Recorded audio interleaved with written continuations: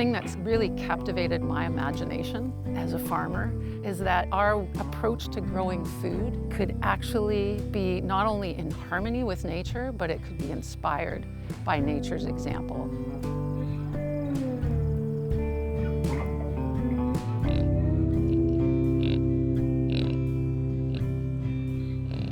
We are working alongside natural cycles. We can't, prevail against natural cycles and do something better than them. At Heartwood, we've kind of experimented with a whole lot of different nature-inspired models for growing fruit and nuts, for grazing cattle, for raising a few chickens, even for our own family's use.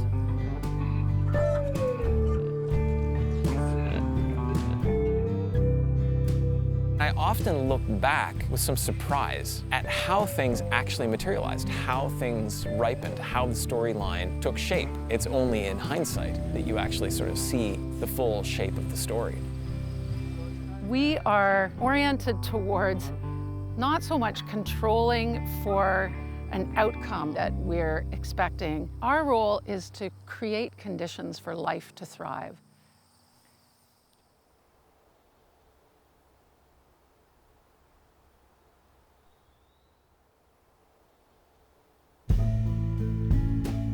Our approach to growing food over the last number of generations has really inadvertently resulted in the degeneration and the depletion of soils. Our landscapes are in a state of decline. Regenerative agriculture is a response to that. If we focus on principles that nurture soil health, then the whole farm system is going to benefit from that increasing vitality. In order for us to be able to produce food in the long term, we're going to have to rebuild and remediate and regenerate, especially the soil.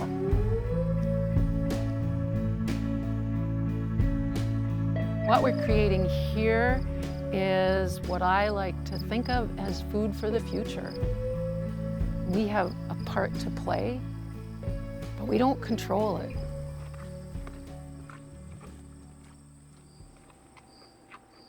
We started the cidery about 4 years ago. Cider to me is, it showcases the fruit as clearly as possible as opposed to relying on artificial flavors or ingredients. We keep the process as natural as possible. We source everything locally. We grow ingredients ourselves. Finding new and exciting ways to experiment with different ingredients that are sourced right here on our farm, that's one of the key differentiators for us. And the thing that we've discovered is the fact that it's seldom the case that an experiment is irredeemable. There are all kinds of things that can take even an established recipe down a bit of an unanticipated path. You are working with a live product. You need to acknowledge that you can't control or manage every single part of the process. If it doesn't turn out exactly the way you wanted it, you run with it. We're drawn forward more by our curiosity, I would say, than our expertise. It all comes back to that desire to capture the nature of our farm and the stories we're trying to share with people in those products.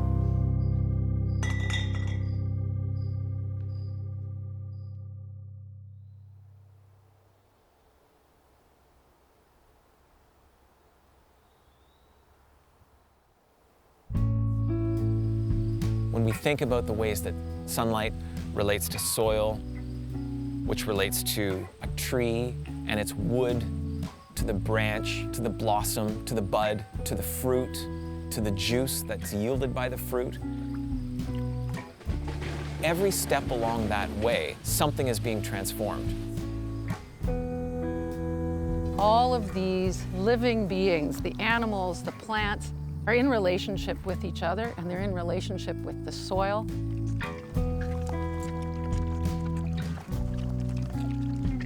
One material is being transformed into another material. The couple sharing a glass of cider at the table who came to that table without a plan but leave it with a new idea. That's also been a moment of transformation.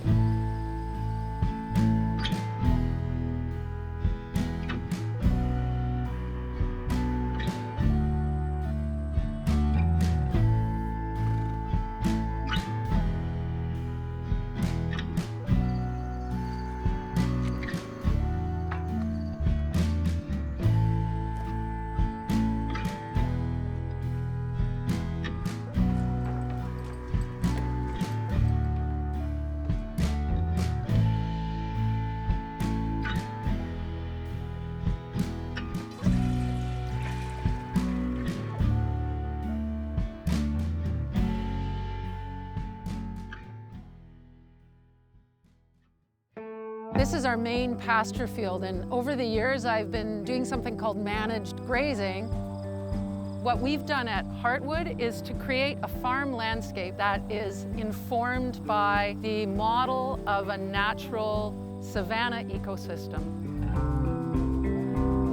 The cattle graze in the alleyways between these curving hedgerows, and twice a day I move the portable electric fences so that they are always advancing across the landscape, leaving behind their fertility and never overgrazing.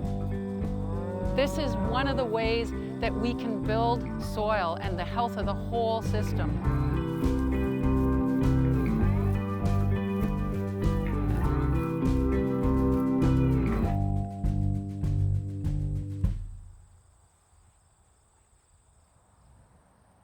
I love nothing more than to invite people into this space and to share the soul of this place.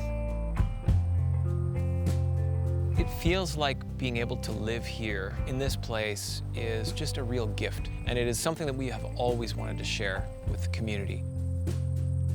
These are powerful things that are simple. They're hardwired in us to feel like we're connected to this web of life. Some people are really interested in the technique of cider making. Other people really just want to sort of visit the livestock and introduce them to their kids. We've had people come here to meditate as well. We don't see our customer relationships as transactional. Being able to connect with those people, hear their stories. To give them a chance to experience some of the wonder and awe that I get to experience on a daily basis. Whether we understand it or not, we feel a yearning to recognize that we need the earth and the earth needs us.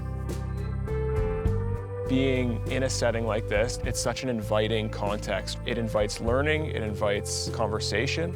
I love the fact that I get to work outdoors. Even in the coldest and wettest weather, it feels so real. Working in such a supportive environment while also being pushed to do the best work that we can all do is a pretty cool thing. I feel smitten by this place. It's pretty life-giving to be here. It's really important to us that what we produce, the yield of this land, has the most dignity that it can possibly have. I look at our products, whether it's the cider or the maple syrup. It's not just a bottle of cider that you're buying, but it's really a piece of the farm, and it's a piece of that story that we're trying to tell. There are people out there who share our passions and share that desire, that zest for connection, that zest for knowledge. And so the community of people that I think has sort of coalesced around Heartwood Farm Cidery are largely people who take the farm home with them in some way.